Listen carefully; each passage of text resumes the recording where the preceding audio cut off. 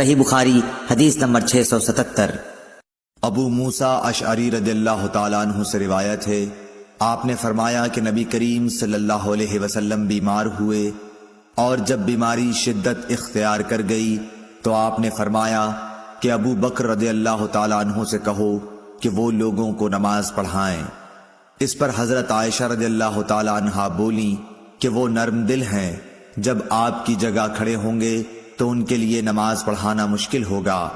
आपने फिर फरमाया कि अबू बकर से कहो कि वो नमाज पढ़ाएं।